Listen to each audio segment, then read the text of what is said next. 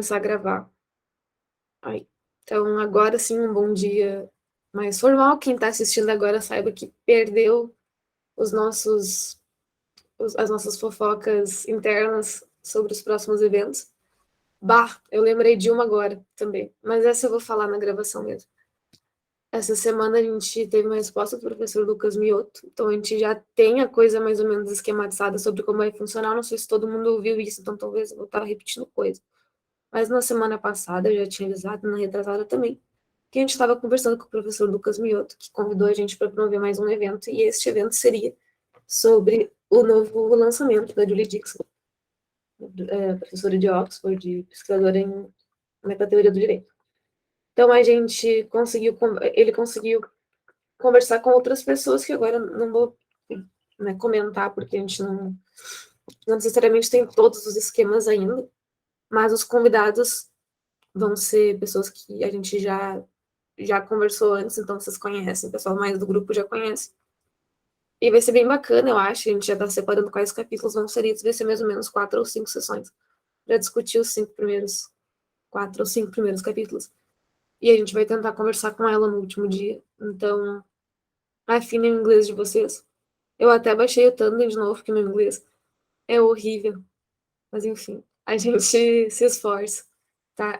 O Lucas, claro, né, gente? Se acontecer de a gente conseguir ler os capítulos, a gente vai mandar para vocês quais eles são. Porque a gente não pode exigir que todo mundo compre, né? A ideia é que vocês, depois de interessados, comprem. Mas eu acho que ele nem está disponível aqui ainda, porque acabou de lançar. De qualquer maneira, é isso aí, estão convidados para deixar isso registrado. Vai ser no segundo semestre, então tem tempo para se organizar.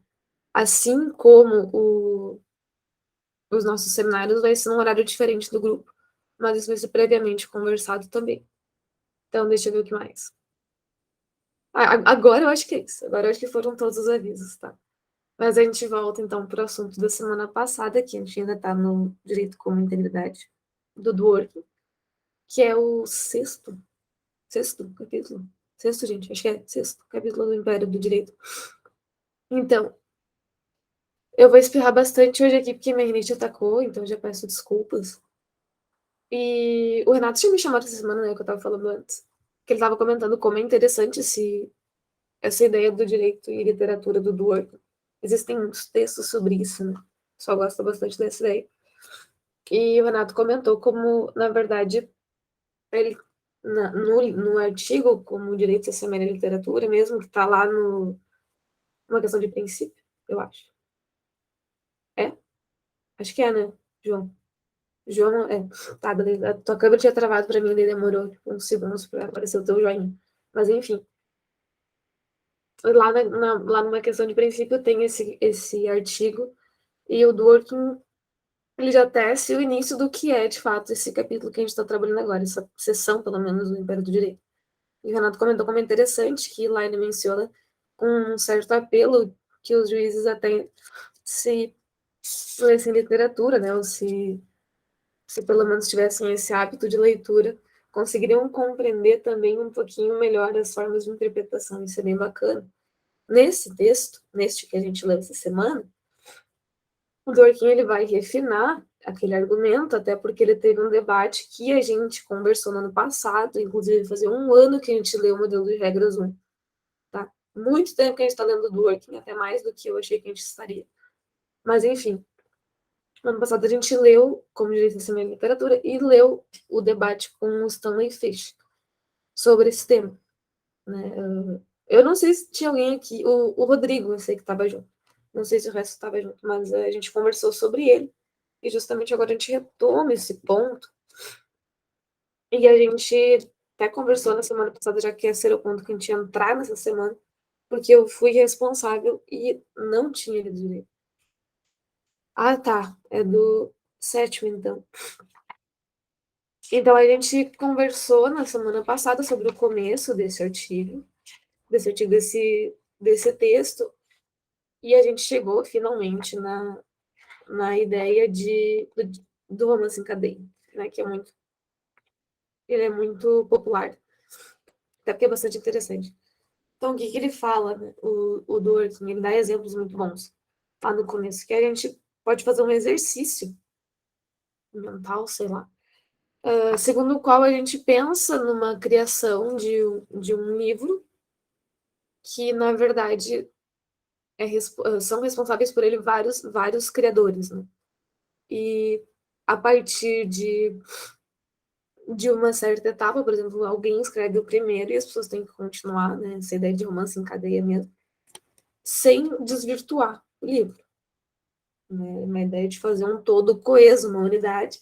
Ele dá um exemplo que eu gosto bastante, que é na verdade, ele não dá esse exemplo, mas é que eu lembrei dos sitcoms, né? Se a gente assiste sitcom, no final aparece, tá? Ele é dirigido quase sempre pelas mesma equipe, mas tem uma equipe grande, bem grande, inclusive, de redatores de cada episódio.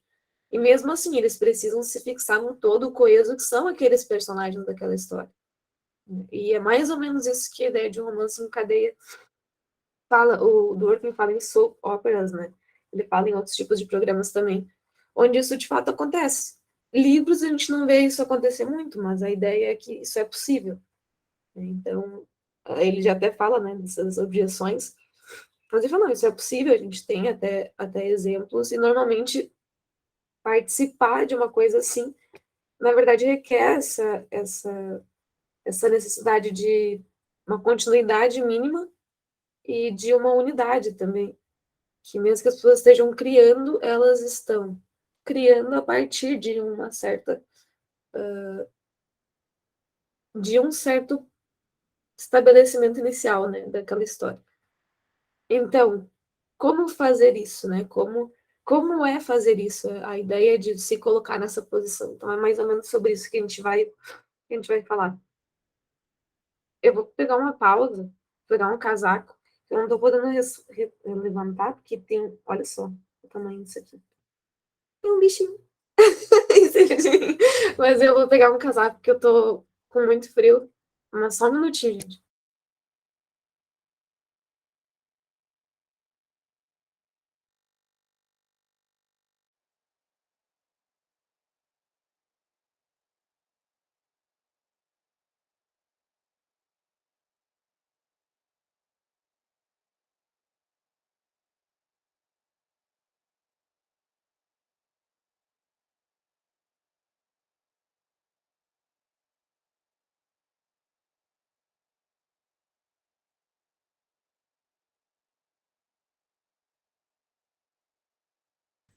Tá.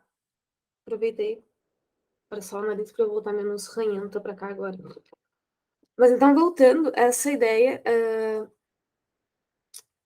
o do Orton fala, não sei se ligou minha câmera, mas enfim, é para ter ligado. Ela vai Ainda ligar não. eventualmente. Eventualmente ela vai ligar. Mas a ideia aqui que o Dworkin. Nossa, na verdade, eu não sei se ela vai ligar. Se não ligar, vocês. Daqui uns 2 minutos não ligar, a gente arruma. Mas enfim, nesse nosso exemplo, o Dworkin diz, os romancistas eles precisam tomar certas responsabilidades de continuidade mais sério. Eles vão levar mais a sério. Nesse exemplo que o Dworkin vai falar.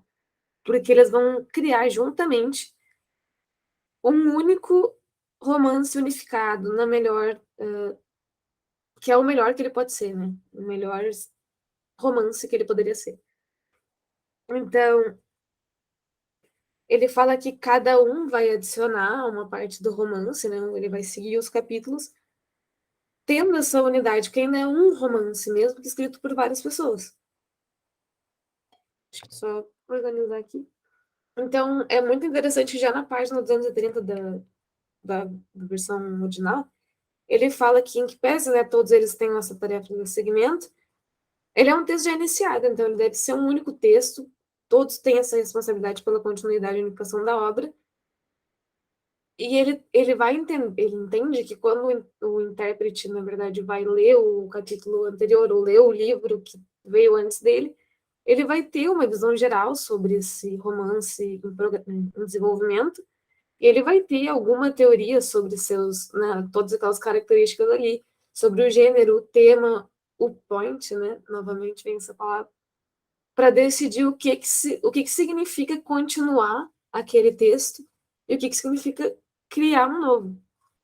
Então, ele vai tentar pegar questões gerais do tema e seguir aquelas questões gerais, em vez de simplesmente pegar um detalhe específico, né, e investir só naquele detalhe específico.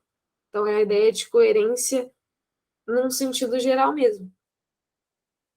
Então, ele vai até falar que, claro que a pessoa que vai estar escrevendo, ela vai adotar alguma interpretação sobre aquela coisa que ele está escrevendo. E daí a gente vai entrar também, né, mais para frente, naquela ideia sobre criação e descoberta. Mas a gente já vai chegar lá.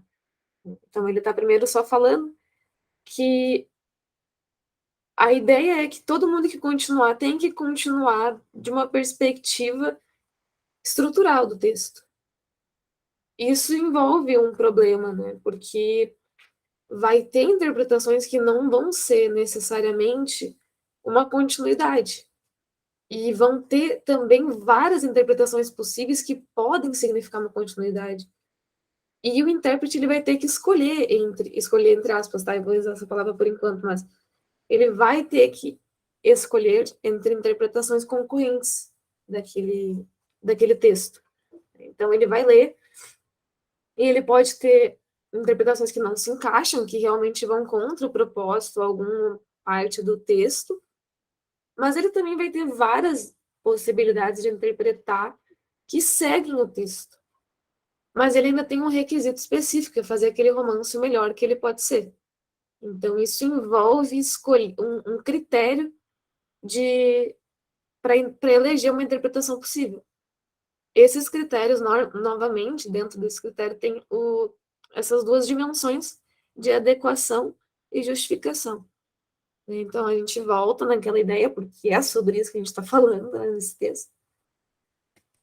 Na verdade, o que ele vai fazer é a mesma coisa que a gente já falou antes, é que ele vai, então, olhar para o texto e ver se aquilo que ele está pensando para dar continuidade ao texto é, de fato, algo que se adequa ao restante daquele texto que já está escrito, do que veio antes dele.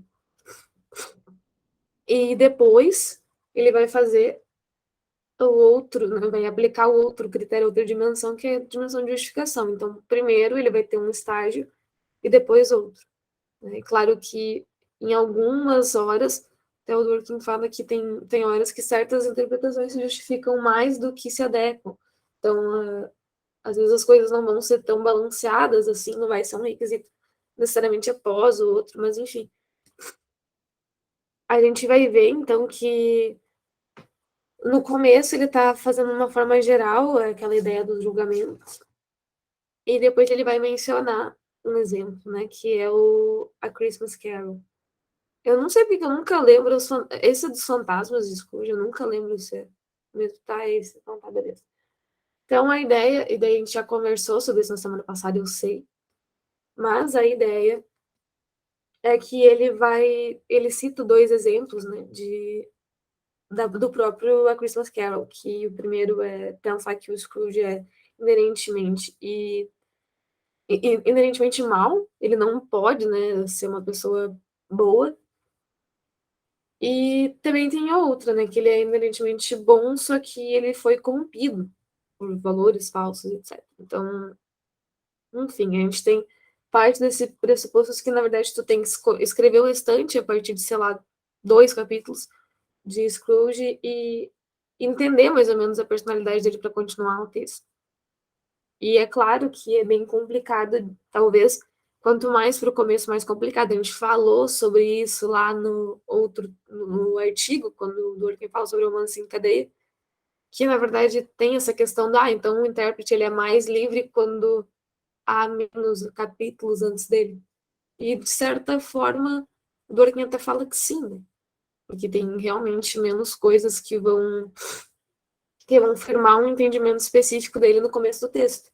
Quanto mais tiver, mais capítulos, se a gente, por exemplo, fosse escrever apenas o último capítulo de Os Fantasmas de Scrooge, a gente não teria tanto problema, talvez não teria nem o que tanto interpretar, e a gente só finalizaria, né? Então talvez faça sentido. É apenas uma diferença de grau.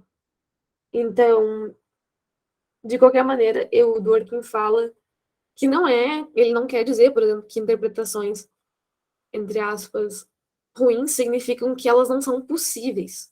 Eles não, por exemplo, a ideia de que o Scrooge é inerentemente mal é possível de ser pensado. Não quer dizer que ela é boa. Não quer dizer que ela se adequa, por exemplo. Né? Não quer dizer que ela faz sentido da obra. Pelo menos a obra como a gente conhece, né? Então é bem interessante, porque a ideia é a gente olhar para essa obra e imaginar como ela seria se fosse incompleta, como a gente continuaria ela. Isso é bem bacana. E depois ele vai fazer isso com direito, né? Mas enfim. Ele fala também que vai ter um monte de interpretações possíveis, que a gente vai tomando decisões ou decisões dentro dos nossos julgamentos, no caso. E a gente vai tendo certos comprometimentos com cada tipo de interpretação que a gente tem naquela obra. Então, em certos momentos, a gente vai ter uma visão mais assim, ou assado, em função de alguma interpretação de que talvez o Scrooge ele foi corrompido pelo capitalismo, né? Outros exemplos, a gente pode pegar, eu lembro que a gente falava muito do Dom Casmurro nessa época, quando a gente estava falando, né, sobre o romance em cadeia. Se a gente escrevesse romance em cadeia, esse romance fosse o próprio Dom Casmurro. Mas, enfim, a gente não precisa abrir essa conversa. Mas a ideia é justamente que... Deixa eu só ver onde é que eu parei.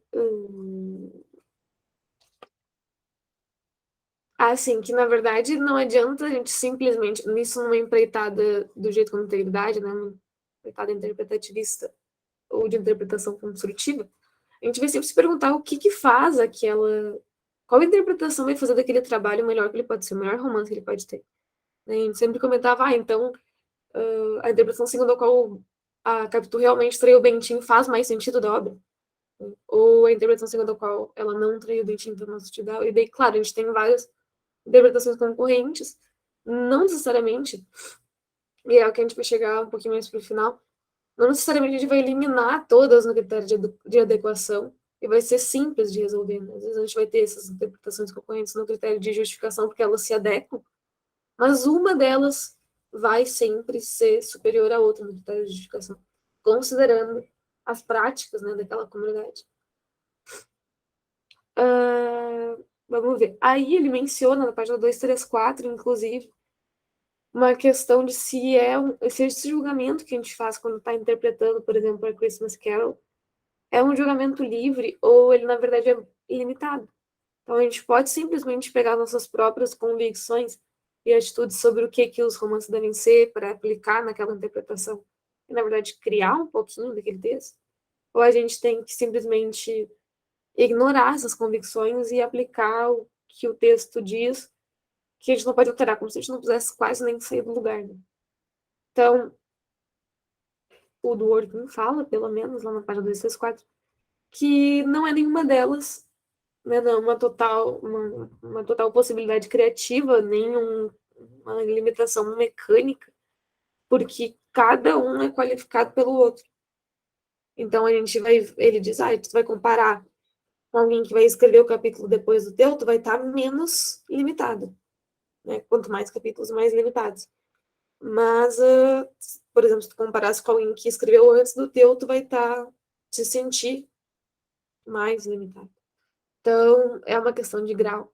É isso que ele menciona. Pelo menos é o que eu entendo do que ele menciona. Ô, João, tu pode me interromper quando tu lembrar que eu faltei com algum aspecto desse texto, tá? Porque... Tá.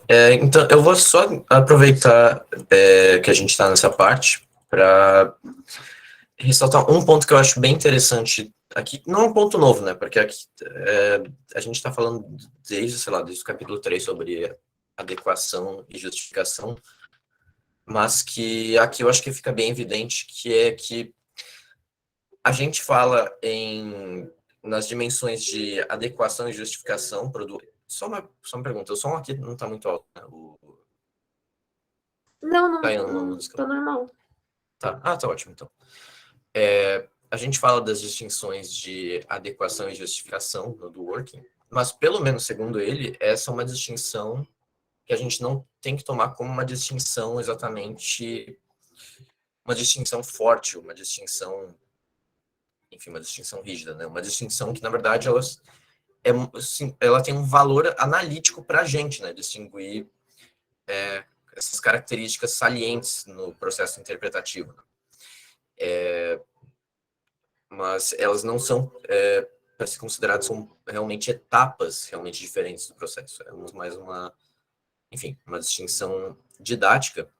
Isso porque eu acho que esse é um ponto interessante que ele fala, que até mesmo as considerações formais sobre, por exemplo, adequação e coerência, elas são entrelaçadas com considerações mais robustas sobre o valor de um romance, por exemplo, no caso do romance em cadeia. Né? Elas são, assim, dito de outra forma, são considerações sobre o que significa se adequar ao texto, e elas são considerações que são sensíveis a considerações sobre o que faz um texto mais coerente e o que significa ser coerente e ser fiel ao texto. Claro, elas são considerações que são distintas o bastante, essa expressão que o Dworkin usa, para que cada um desses valores ou dessas considerações meio que balanceie a outra, que coloque o verbo que ele usa é check, né? Que eu não sei como que ficou traduzido tudo isso, mas essa ideia é quase de um certo equilíbrio reflexivo entre esses diferentes valores, né? Cada um balanceia o outro a fim de atingir uma espécie de equilíbrio mesmo. Né? Enfim, eu acho que também é interessante notar como essa distinção ela vai estar presente ela vai se refletir até na ideia de que não existe no próprio do working uma distinção rígida entre interpretação e criação do direito, né? Ou no caso do direito, aliás, desculpa, entre interpretação e criação do romance em cadeia, né? Ou no caso do direito, entre entre descobrir o direito pré-existente e criar direito novo. Né? Tá bom, então a gente espera. Voltou? A minha câmera eu acho que não vai voltar mais, não. Estranho. Ah, mas pode continuar, eu não sei, tu parou, eu não sei se...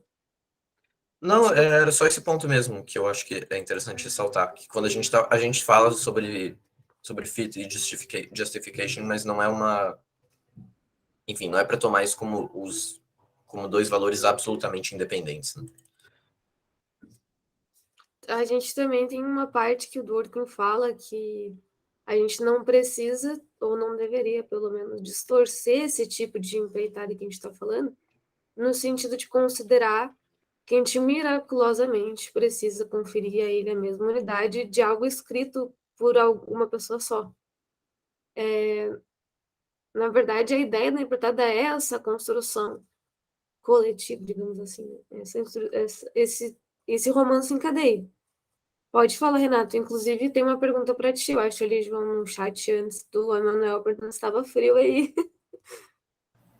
Mais frio aqui em Recife ou frio aí no sul? Porque em Recife, frio é praticamente só em junho, que é no inverno. Eu Apenas acho que então Emanuel, somente. eu acho que Emanuel perguntou para o João, que está lá na Alemanha agora. Eu acho. Não, Que o foi para Emanuel ti voltou mesmo, essa acho. semana. Mas Oi? eu conferi não, era para você mesmo, mas eu Era conferi para aqui mim? tá 1 grau a mais do que aí agora. Então o Rio Grande tá mais frio. Não, é que na minha casa, Emanuel, toda vez que tá, por exemplo, 16 graus, aqui tá 10, o que é muito gelado na minha casa. Mas enfim, eu estou assim nesse estado de... Tá. A gente não comentou, não sei se a gente comentou, mas o João foi para lá. Se bandeou na semana, acho que segunda semana de março, João? Não, foi bem mais recente. Foi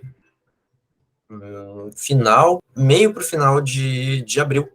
Quer dizer, bem recente. Quase um mês agora, mas bem recente. Peguei o finalzinho do frio, agora já tá mais ou menos quente, sim. Meu Deus. Esses dias até o João mandou, eu falei, você tá fresquinho? Eles estavam 6 graus. Enfim. Renato, por favor, desculpa, eu comecei a falar de tempo. Pode, por favor. Nada, certo. Sobre esse tema, inclusive, de cadeia, de romance em cadeia, que Dworkin traz muito essa perspectiva literária, eu, inclusive, me remeti que eu tenho um livro de literatura aqui em casa, que ele ensina como escrever, certo? E aí ele tem um capítulo que é exatamente sobre o enredo convincente, que é exatamente essa ideia de continuidade. E um trecho que ele traz no livro literário, vocês vão ver que tem completamente ligação realmente com o âmbito do direito. Vê como é interessante essa parte que ele traz. O autor, ele se chama Luiz Antônio de Assis Brasil. E o nome do livro é Escrever Ficção. E olha como é essa ligação realmente literária com o direito, uma coisa que é bem interessante. Ele fala assim: eu li um livro. Se o personagem morre de tuberculose pulmonar no 10º capítulo, deve ter tossido um pouco no quarto e ter ido no hospital no 7º. Ele não pode simplesmente ter morrido do nada. Deve ter uma ideia de início que justifique o que veio acontecer posteriormente. E aí ele traz isso no livro como se fosse o princípio da causalidade, né, de causa e efeito. E aí ele fala que o enredo convincente é aquele que não há evento sem motivo, sabe? Então, assim, eu só queria realmente levar essa ideia realmente de um livro de literatura e como esses âmbitos de conhecimento eles se comunicam mesmo, sabe? Então, essa é a minha contribuição assim, para trazer. E o livro está aqui, Como Escrever uma Ficção, e que tem tudo a ver. Isso é muito bacana. Eu, particularmente, gosto bastante de literatura e fazer essas referências. Esse capítulo do Dworkin dá muita vontade, inclusive, né, da gente trazer alguma referência que, em vez de A Christmas Carol, seja um livro da literatura brasileira, né? Por isso que na outra vez a gente caiu nessa e entrou bastante nessa ideia do Dom Casmurro. Eu lembro que o João trazia muito. E realmente é um exercício bem bacana de fazer. Inclusive, eu comentei com o João, e isso faz todo sentido aqui agora para mim, tá? Eu tenho muita dificuldade com esse capítulo, né? Eu tava até de mau humor hoje de manhã, mas eu até perguntei ao João como é que eu deveria ler o que começa depois dessa parte. Porque nesse momento ele está dando mais uma visão geral do que é que ele está falando, com romance em cadeia e etc. Ele está falando dessas objeções de céticos e blá blá blá, e interpretações concorrentes. Só que eu não conseguia, daí vai recado para quem também não conseguiu, né? Entender o que o Dworkin queria quando ele começa a entrar lá na segunda parte da página 238 seguinte, que na versão em inglês, por que ele precisa descrever todas aquelas interpretações ali daquele jeito? Por que ele precisa abrir para aquelas interpretações? Por que ele tem que exemplificar daquela maneira? Me incomodou muito, porque toda vez que eu começava a ler uma, eu me perdi. Porque o que acontece, né? A gente tem duas opções, ou é ler o texto com relação aos argumentos que o texto está fazendo, ou prestar atenção demais, por exemplo, naquelas... dizer assim, mas o Dworkin poderia ter formulado diferente essa solução, interpretação número 1, né? Ou a número 2, ou a número 3, ou a número 4, ou a número 5. A ideia não é exatamente essa, no meu entender, né? É o que essas visões significam. Inclusive, o próprio Dworkin diz, né? É possível que, com maior análise, uma circunstância diferente, eu mesmo organizasse essas interpretações de uma maneira diferente. A questão não é a afirmação que elas fazem em si, ou a interpretação em si, né? Mas a como um juiz, a partir de uma interpretação construtiva, né, tomando o direito como integridade, como uma teoria interpretativa, como ele decidiria. Então, o João me respondeu, como o João é sempre muito querido com os surtos literários que eu tenho, ele respondeu assim, né? A impressão que eu tenho, isso o João Henrique Lutmer, é que ele quer trabalhar 3 coisas nessa parte. Eu achei bem bacana, daí talvez eu de vocês também. Né? Quais concepções fazem mais sentido da integridade legislativa, né, que levam a sério o comprometimento com um conjunto coerente de princípios, distinção entre questões de princípios e questões de política pública, por exemplo? E quais concepções não levam a sério a integridade, por isso devem ser rejeitadas? E entre as concepções que levam o direito à integridade a sério, que são 2 nesse exemplo, se eu não me engano, qual delas é uma concepção melhor e por quê? na opinião do Dworkin, da qual a gente pode discordar, no caso no qual a gente ainda vai estar discutindo dentro da moldura do direito como integridade. Isso é muito bacana, né? Talvez ele não precisaria de 20 páginas para isso, talvez. Mas é bacana que ele faz isso com bastante calma, ele visa exemplificar isso de uma perspectiva prática, digamos assim, que as pessoas que leem Dworkin realmente costumam gostar. Então ele fala, o João me falou no caso, que acredita que o Dworkin queira trabalhar tanto o que é raciocinar dentro da moldura do direito como integridade e como ele vê essas questões concretas dentro do direito como integridade. A ideia é bacana porque o próprio Dworkin diz que é possível que em outros momentos se façam questões diferentes, interpretações um pouco diferentes.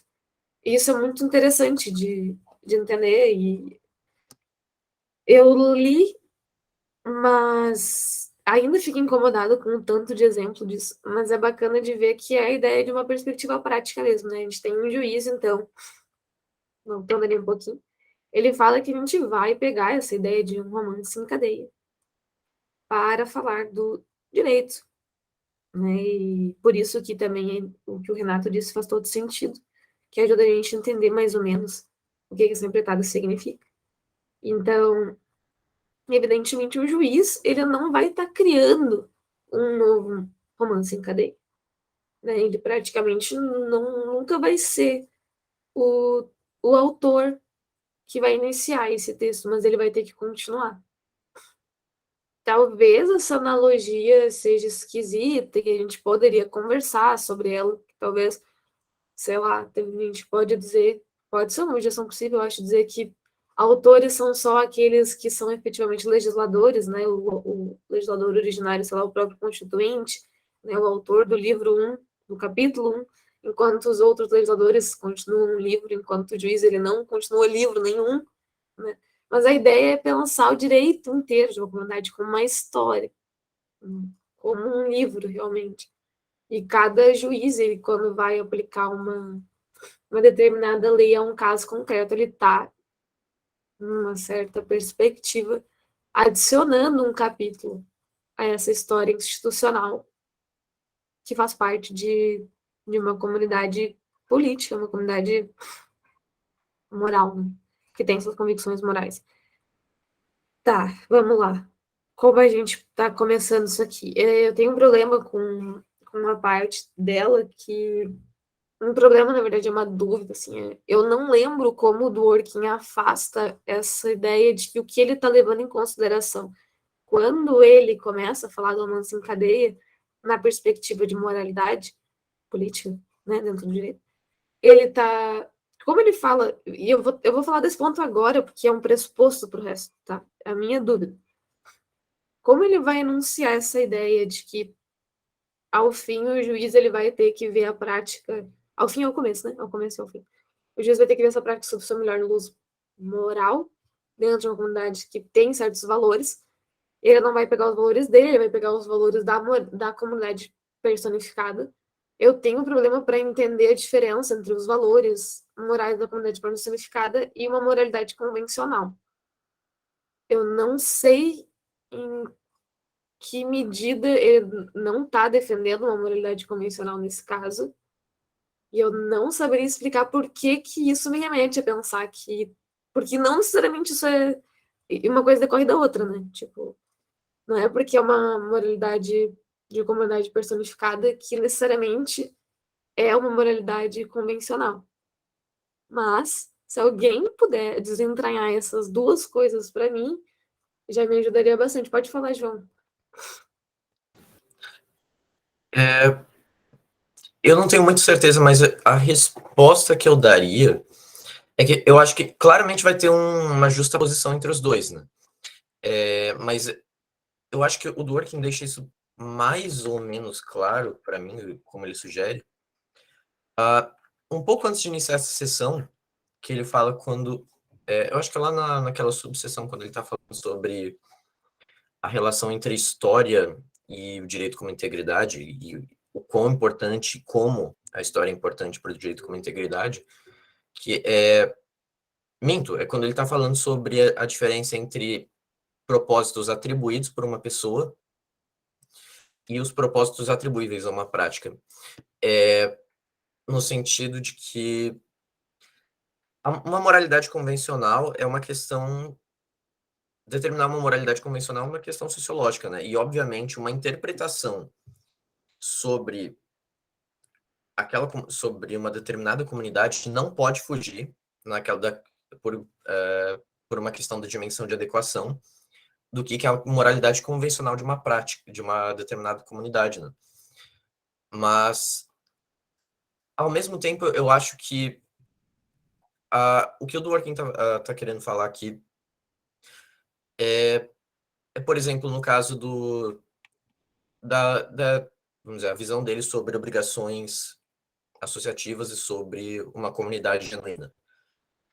É menos uma visão, vamos dizer, uma questão de contagem de cabeças sobre o que determinadas pessoas pensam, mas sobre uma interpretação que seja onde a gente atribuível a uma comunidade, ou seja, uma visão que a gente pode ver como sendo sustentado por aquela comunidade, não por uma questão dos estados mentais que elas necessariamente sustentam, mas dela ser coerente, se adequar e justificar com o que aquela comunidade efetivamente faz.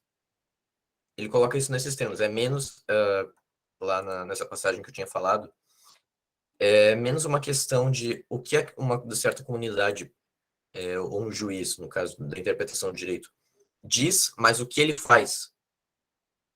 Eu colocaria pelo menos nesses termos, mas claramente tem um overlap aí e alguém poderia dizer, por exemplo, que a teoria do Dworkin, uma interpretação construtiva da moralidade que se baseia numa moralidade de uma comunidade seria muito mais adequada se a gente estivesse usando como parâmetro do que é essa moralidade de fundo dessa comunidade, padrões científicos ou padrões sociológicos, enfim. E talvez seria uma objeção boa, até, mas eu acho que daria para fazer uma distinção mesmo assim entre essas duas noções. Oi, gente, vocês falaram de moralidade, eu não sei se conseguem me ouvir porque meu fone está com problema, vocês conseguem me ouvir? Ótimo. Conseguimos sim. Perfeito. Eu achei interessante vocês trazerem essa questão da moralidade convencional e se adequar aos costumes, o contexto daquela sociedade em questão. Sem querer, eu acabei indo para a filosofia, e me corrijam se eu estiver errada, se eu estiver tangenciando o tema. Não dá para falar de moral sem lembrar de ética. Isso me fez lembrar na filosofia sobre a posição ética. Na filosofia, onde a gente tem as razões, né? A razão teórica, mencionar os fatos, tomar em consideração a ciência, a razão prática, que é a questão dos valores, né? Que a moralidade, ela também se atrela. E isso me fez lembrar, dentro da filosofia, a questão estética, que é um juízo reflexivo, né? Quando há um juízo indeterminado, não está na norma, né? Prevista como a gente está acostumado no direito, mas essa estética na filosofia, em relação à ética, é uma estética em que não tem o conceito ainda, mas tem um contato com o contexto ali social, que a partir dali se forma a norma e etc.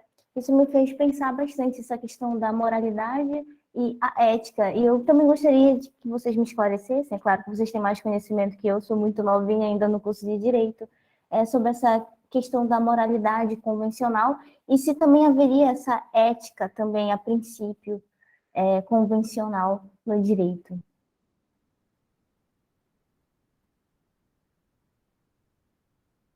Pode responder, João. Eu tava achando que você ia falar. Mas eu acho que dá pra gente, assim, quando a gente tá falando de certos teóricos, eu acho que a gente sempre tem que fazer aquele exercício de uma certa, vamos chamar de uma tradução de terminologia, né? Ou uma negociação metalinguística, né? Para usar a expressão da moda. Eu diria que isso é plenamente aplicável ao Dworkin até certo ponto, porque o Dworkin é um realista moral, ele acredita que, enfim, ele acredita na possibilidade da gente fazer sentido de proposições morais. Ele tem uma distinção clara entre razão teórica e razão prática. Eu só acho que essa ideia de juízos estéticos é um pouco, eu não sei, eu diria que é um pouco kantiana demais pro Dworkin.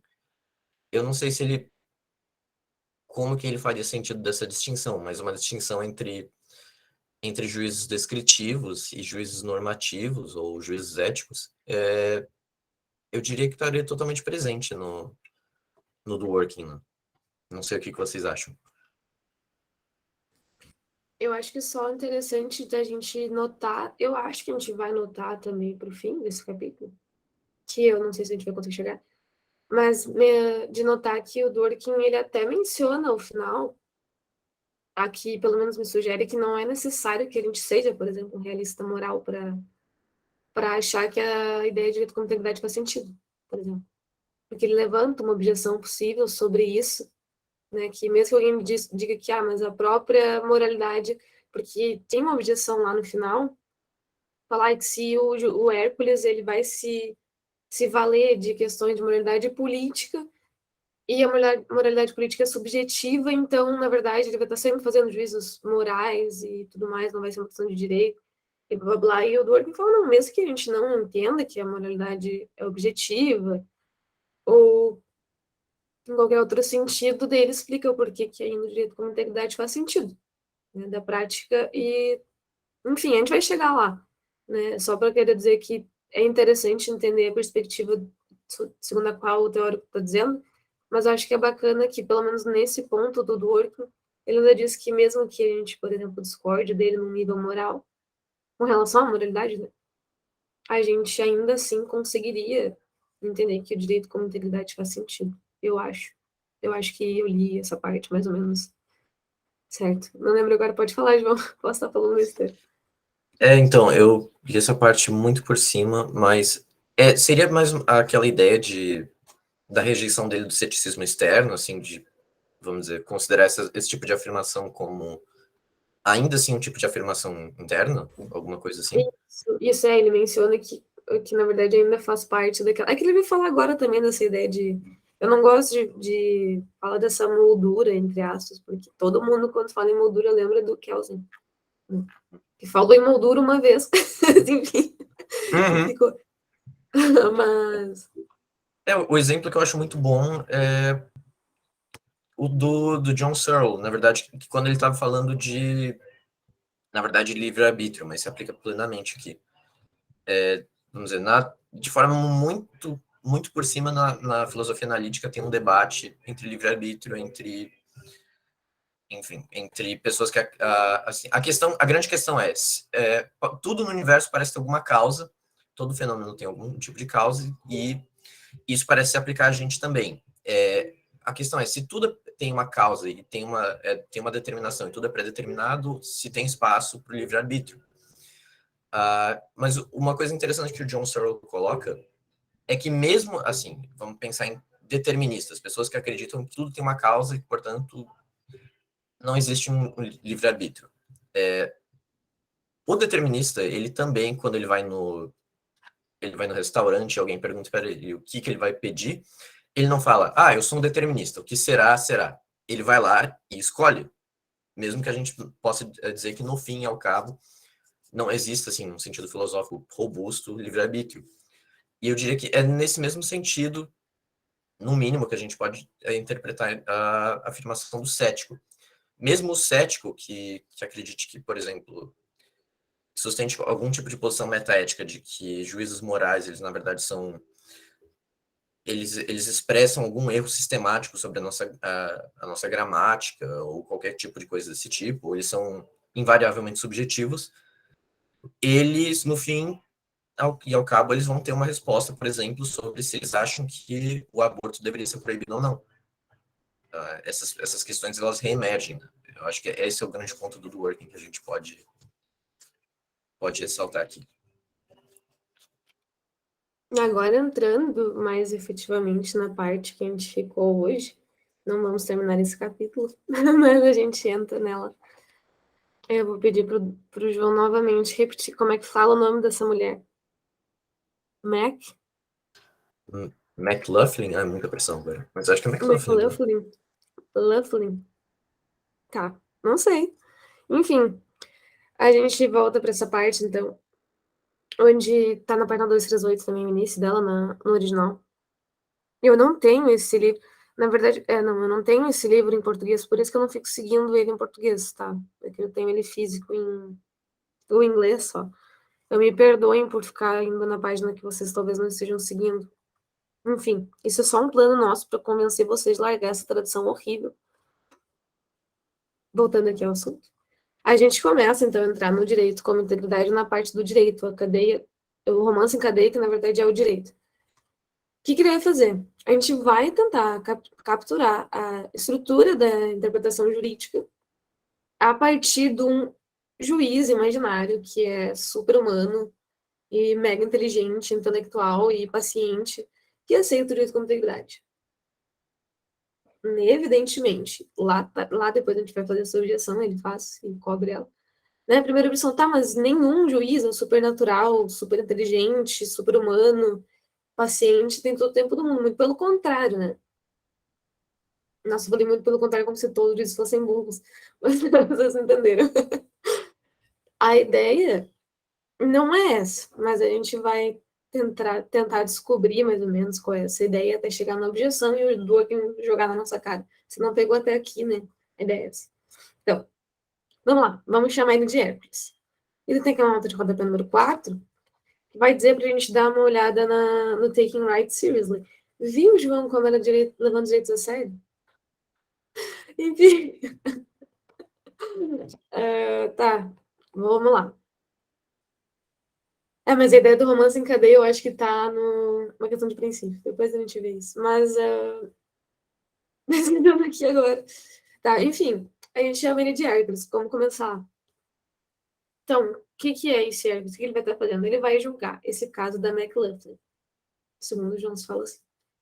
A gente não precisa pensar que, quando começar a ler isso, pelo menos, não deveria, pelo menos, pensar que essas respostas às questões que ele vai encontrar definem o direito como integridade como uma concepção de direito.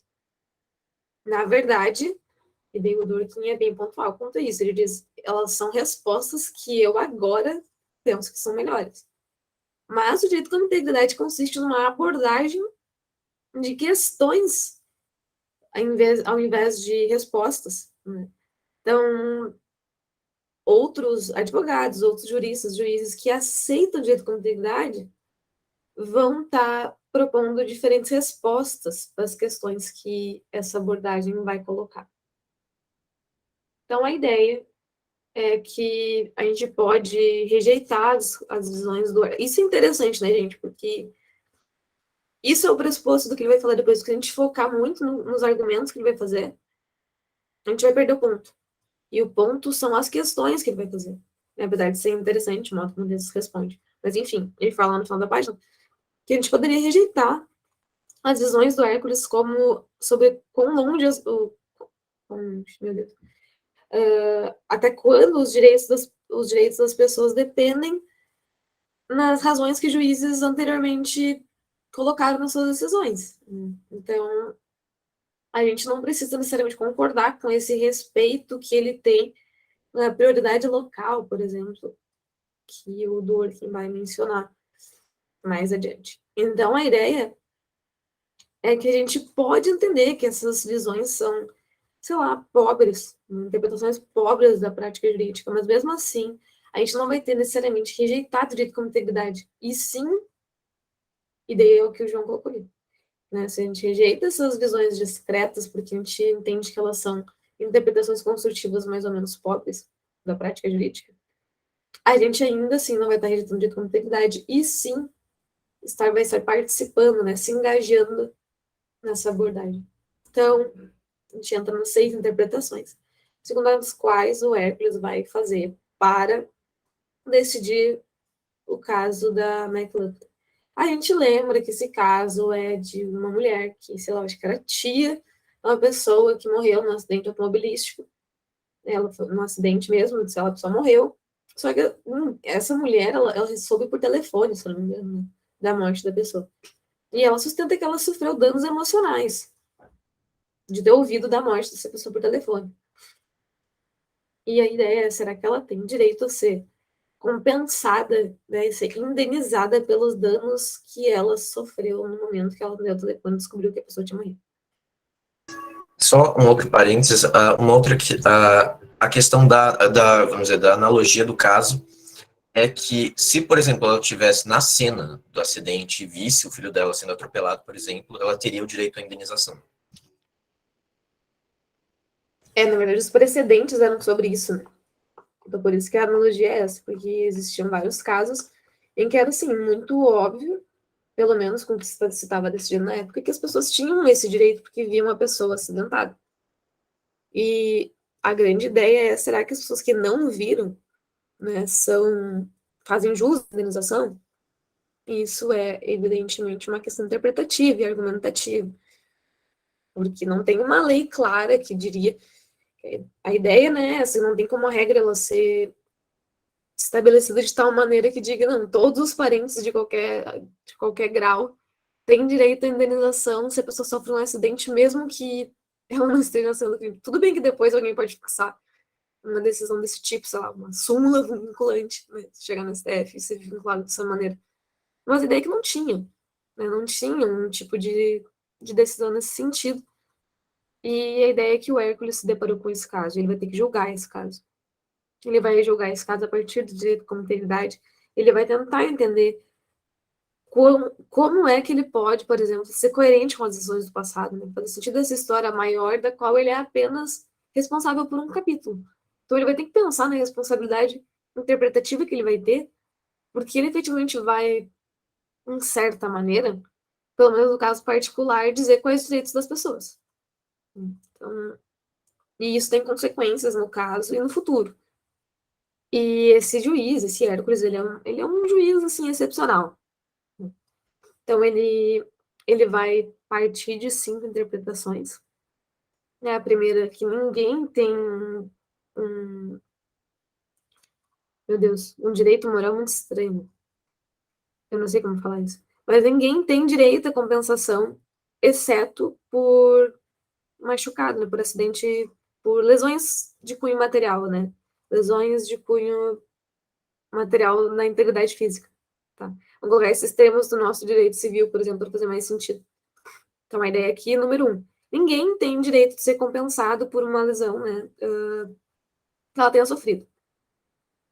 A segunda, né, as pessoas têm o direito à compensação por danos emocionais sofridos na cena do acidente contra qualquer um que, de forma totalmente despreocupada, não é despreocupada, né, mas vamos colocar assim, causou o acidente, mas não tem direito à compensação por danos emocionais sofridos depois, ou seja, depois da cena do acidente. Essa é a segunda interpretação.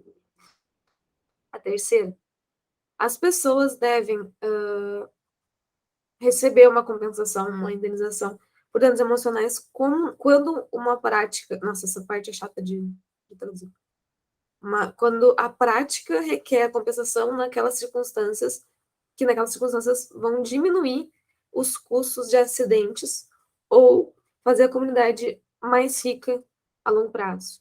É uma questão mais econômica e utilitarista nesse sentido.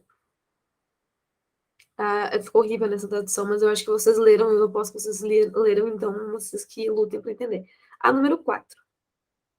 As pessoas têm um direito à indenização por qualquer danos emocionais ou físicos, que é de consequência direta de condutas despreocupadas, não importa quão, meu Deus, imprevisíveis essas condutas vão resultar. Meu Deus, eu tô dando muito horrível. João, pode abrir o microfone. Eu tô aqui também balbuciando e tentando achar uma boa tradução, mas... sei lá, as pessoas têm o direito moral à compensação por qualquer tipo de lesão emocional ou física que é a consequência direta de conduta conduta descuidada, Isso. não importa o quão imprevisível ou improvável era que essa conduta resultaria nessa lesão. Perfeito. Isso aí. A quinta, as pessoas têm um direito moral à indenização por danos emocionais ou físicos que são consequência de condutas descuidadas, mas apenas se essas lesões fossem razoavelmente. Peraí que eu me perdi. Fossem razoavelmente previsíveis pela pessoa que agiu de maneira descuidada. Número 6. Número 6. As pessoas têm um direito moral à compensação, à indenização, por danos previsíveis, mas não em circunstâncias que a gente reconhece que esse direito ia impor destrutivos danos financiais, meu Deus, que horrível esse anglicismo, econômicos nas pessoas, né? Então, que tenham sido descuidadas de forma desproporcional à culpa moral que elas têm, né? Então, é uma ideia segundo a qual as pessoas, elas têm um direito à compensação, mas apenas, meu Deus, peraí, mas apenas quando a gente vê que esse direito de impor essa, entre aspas, dever de indenizar nas pessoas, na verdade, não incorre nelas terem problemas, por exemplo, econômicos, e sobretudo se eles forem desproporcionais à culpa delas naquela conduta. É isso, né? Ou eu estou viajando? Tá, é isso. Então, o que o Dworkin fala? Que são interpretações que, na verdade, a gente pode tirar de fato desse tipo de situação, né? Claro, a gente sempre pode, né, melhorar elas e dizer, não, mas o Dworkin poderia ter sofisticado isso daqui, né? Mas a ideia é, tá, isso aqui são 6 interpretações possíveis. Então, a gente vai começar, deixa eu ver se eu acho que ele começa pela terceira mesmo, deixa eu ver. Ah, sim, ele menciona primeiro que o interessante desse exemplo, na verdade, é que nenhuma, quer dizer, nem todas podem ser verdadeiras, inclusive só uma pode ser verdadeira, né, pode ser aplicada, porque elas se contradizem em algum momento. Então, a ideia é que ele vai ter que, entre aspas, escolher. Eu odeio falar essa palavra nesse contexto. Não é escolher, né? Ele vai ter que decidir entre uma delas. Então, vamos lá. Vamos lá. Onde a gente fica? Ah, tá. Ele menciona primeiro, né, que se ele escolher pela um ou dois, ele vai decidir pela Mr. O'Brien. Se na quarta, pela McLaughlin. E as outras vão requerer um maior aprofundamento. A terceira, na verdade, envolve um cálculo, né? Então, é bem complicada a questão do cálculo, vai falar depois, né? Que, na verdade, mesmo pressupor que esse cálculo deveria acontecer faz parte de julgar ele de acordo com a moralidade política da comunidade. Mas vamos lá. A 5, ele disse que a gente vai ter que pensar um pouco melhor sobre a previsibilidade dos danos causados. E a 6, um julgamento sobre a previsibilidade e o risco cumulativo de responsabilidades econômicas. E se certas lesões longe da cena do acidente são incluídas nessa interpretação. Eu acho que, pela narração que ele faz, dá para notar a complexidade, pelo menos, da argumentação jurídica envolvida nesse caso. Por isso que talvez seja um exemplo tão bacana desses livros práticos. Eu acho que por isso que o pessoal gosta bastante dele. Eu, particularmente, acho interessante também. Mas, enfim, a gente vai começar testando essas interpretações e a gente vai falar por exemplo, já começa, né, rejeitando a interpretação 1, porque nenhuma pessoa que olhasse para a prática, considerando, por exemplo, que já teve aqueles casos onde os juízes decidiram que as pessoas tinham um direito de ser indenizadas por danos causados na cena do acidente, a 1 já é mentira, porque ela diz que ninguém tem, né? Então, a 1 ela já não se adequa à prática. Então, mesmo que a gente não separasse essas dimensões de adequação e justificação, a gente já olha para essa e consegue entender que, porra, tá completamente equivocada. Perdão pelo palavrão. Vamos ver. ele também vai largar a interpretação número 2, mas por uma interpretação diferente, rejeitar, né? A segunda, na verdade, por mais que possa fazer sentido das decisões passadas, deixa eu ver aqui, vai falhar como uma interpretação porque não fala nada sobre o princípio de justiça. Daí a gente tem que lembrar que o Dworkin, quando ele menciona o direito como integridade, fala que são princípios do direito geral, da comunidade, pelo menos na qual ele está inserido, o princípio de justiça, de fairness, né, que aí ele traduz como igual preocupação e respeito pelas pessoas. E tem mais um, não é? De devido processo. Isso. Então, na verdade, por isso que ele já rejeita essa interpretação. Porque, na verdade, não falam nada sobre o princípio de justiça. Né? Não faz sentido. Naquela prática, pelo menos, as pessoas têm, né? Pelo menos a ideia de comunidade personificada. Tchau, Eduardo. Até a próxima. A gente não vai demorar muito, tá, gente? Porque daqui a uns 20 minutos a gente vai encerrar. A gente não precisa terminar esse capítulo. Mas a ideia é que a gente consiga, pelo menos, ver até essa terceira, quem sabe, porque as outras duas são mais complexas, daí a gente pode parar na terceira. Mas, enfim, a segunda, então, na verdade, tem esse problema porque deixa de forma arbitrária e desconectada com qualquer concepção mais geral de moralidade ou da política que aquela comunidade adota, pelo menos enquanto uma comunidade personificada. E a terceira, né?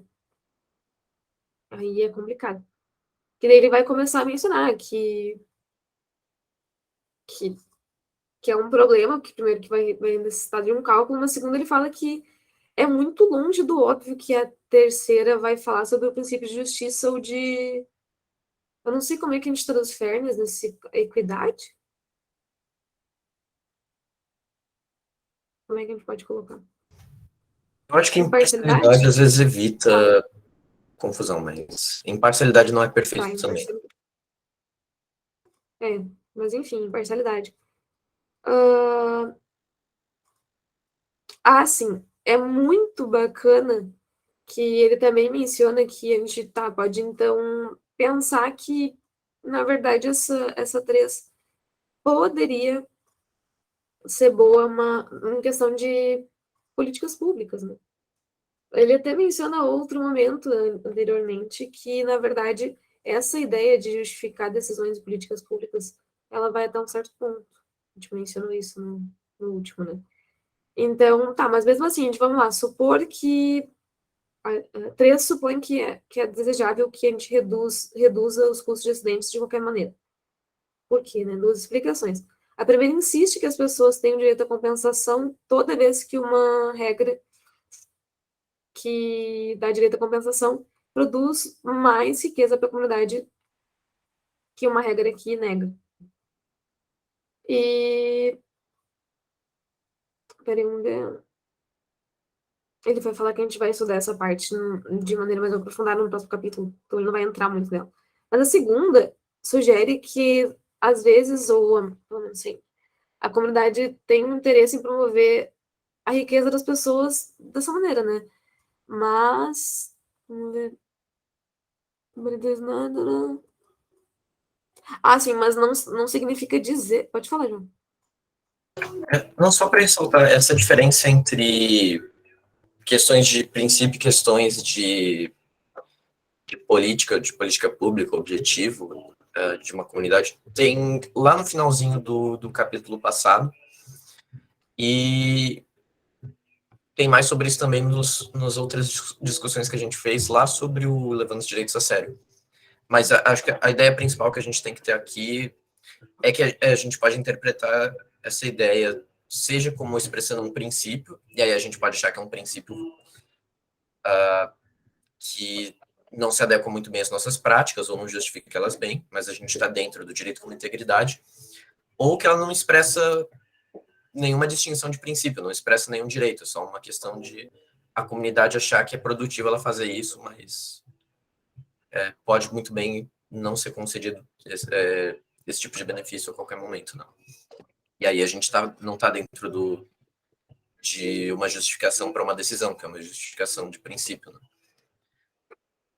Né? Isso é bacana, é verdade.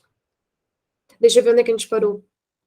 assim, na segunda, né? Na segunda ideia, que na verdade é que tá, a gente tem a internet, essa comunidade ela tem o interesse de promover a riqueza das pessoas, mas a comunidade também não pressupõe que todo mundo tem um direito de que a riqueza seja sempre aumentada. Que horror essa produção. Oi, João. Agora foi por acidente, eu ia, na verdade, falar no chat, mas já aproveitando o exemplo que o Dworkin dá até no capítulo passado é muito bom, que é o exemplo dos benefícios ou isenção de impostos a fazendeiros, né? Mas, enfim, a gente pode pensar isso de qualquer maneira. Por exemplo, a isenção de impostos a fazendeiros do Rio Grande do Sul que produzem só milho. É uma isenção dada por algum tipo de política pública de fomento à plantação de milho, por motivos meramente econômicos. Isso a gente não está expressando uma distinção de princípio, é uma mera questão de política pública, mas é uma questão de o que é, no fim, melhor para a comunidade como um todo, de acordo com a concepção de bem-estar ou de benefício que ela usa. Mas não existe um direito àquele fazendeiro, a todo e qualquer fazendeiro, de ter esse tipo de benefício, por exemplo. É algo... Não existe uma distinção de princípio por trás, né? Isso, inclusive, o Dworkin fala, né? Esse tipo de interpretação, na verdade, está falando de uma política pública que o governo pode ou não decidir seguir, na circunstância particular. Mas não é um princípio de justiça, então não pode ser uma interpretação do tipo da qual o Hércules está procurando agora. Essa parte, licença, que vocês estão falando também é a crítica de Dworkin a respeito do utilitarismo, que ele fala, exemplo, que o direito, às vezes, da maioria, às vezes não é o direito mais justo, e o direito individual de uma pessoa, às vezes, pode prevalecer diante de um desejo da grande maioria. Seria esse um ponto, inclusive, que Dworkin fala sobre essa discussão. O que tu acha, João? Pode falar, tá com a mão levantada aí. Uhum. Eu ia falar justamente desse ponto, na verdade, porque eu acho que uma das coisas que ajuda a gente a entender essa distinção entre entre princípio e entre questões de princípio e questões de política pública é entender vamos dizer, essa preocupação, uma preocupação dupla do Dworkin, né, de fornecer uma teoria política do direito abrangente, que une tanto questões normativas e questões descritivas, e que é também uma concepção liberal do direito, que quer combater, de um lado, o positivismo no campo conceitual, e no campo político quer combater o utilitarismo, que era, na época dele, justamente a concepção liberal dominante, né? Até porque, se a gente pegar as maiores figuras liberais, a gente vai para o Bentham, a gente vai para o Mill, né? E o que o Dworkin queria fazer era justamente fundamentar essa ideia de direitos como trunfos, né? De direitos como uma espécie de trunfo que um cidadão ou um indivíduo tem perante a coletividade, que não importa o quão beneficial possa ser para a comunidade como um todo, e de forma genuína, algum tipo de decisão, se algum indivíduo tem algum direito fundamentado por uma questão de princípio a alguma coisa, não existe balanço de benefícios que possa fundamentar esse tipo de decisão contra o direito de alguém, né? Eu acho que bem por trás, isso que está por trás da ideia também do Dworkin, de que uma decisão, e aí a gente retorna vamos dizer, para a questão central de qualquer conceito de direito pro Dworkin, que é a justificação do poder do uso coletivo da força, né? Alguém vamos dizer, o uso da força só é legitimado quando existe vamos dizer, quando ele é legitimado por alguma justificação de princípio, né? Quando existe um princípio por trás que justifique isso de alguma forma. Dito de forma bem grosseira, mas enfim. Não sei se o Renato pode me interromper, tá, Renato, quando tu quiser também. E o João também. Então, a gente tá indo uma parte mais geral agora, onde ele fala que o direito como integridade requer que os juízes pensem, né, que o direito é estruturado com uma forma coerente de princípios sobre justiça, justamente de falar, imparcialidade e devido processo. Então, a gente tem que, quando estiver interpretando, aplicar, nos casos que... aplicar todos eles nesses casos que vêm perante a gente, né? E daí ele fala, de tal modo que a circunstância de cada pessoa é fair, né? De fairness. Não imparcial, porque seria estranho, né? De traduzir, não é? Mas é fair e justa de acordo com os mesmos padrões. Isso é interessante. Então, vamos ver. A ideia é continuar com essa ambição de ser uma comunidade de princípio. Isso é bacana. É uma coisa interessante para as próximas questões que ele vai suscitar. Vamos ver. Ah, sim. Ele diz também que a gente viu no capítulo 6 que a integridade não recomenda que a gente tem que ser perversos, né? Que ele, no sentido de que a gente deveria ser governado pelas mesmas metas e estratégias de política, por exemplo, política pública, em todas as ocasiões. Porque daí a gente estaria caindo novamente naquela coisa que o Emmanuel já nos alertou várias vezes, que não é uma ideia de coerência no erro, né? De consistência no erro. É uma ideia de que a gente, mesmo que a gente olhe para uma regra de compensação de hoje, a gente sabe que vai mudar. A gente não tem que se comprometer a adotar uma certa regra específica para todo sempre, porque a integridade, ela também implica uma certa diversidade, ela implica também que a gente vai mudar, implica que a comunidade, né, vai mudar, essa comunidade personificada vai ter valores diferentes com o decorrer do tempo. Então, quando a gente menciona só um apelo à política pública, por exemplo, a gente não valoriza esses aspectos que a integridade requer que a gente valorize, nem que o nosso direito requer que a gente valorize. Então, vai refletir uma discriminação que já está rejeitado pelo ideal de integridade. É mais ou menos isso. Vamos ver que parte a gente está. O que eu tô esquecendo, João, antes da parte de a gente entrar no 5 e no 6? Não, quer dizer, na 4, no 5 e na 6. Eu tava vendo isso agora mesmo. Peraí.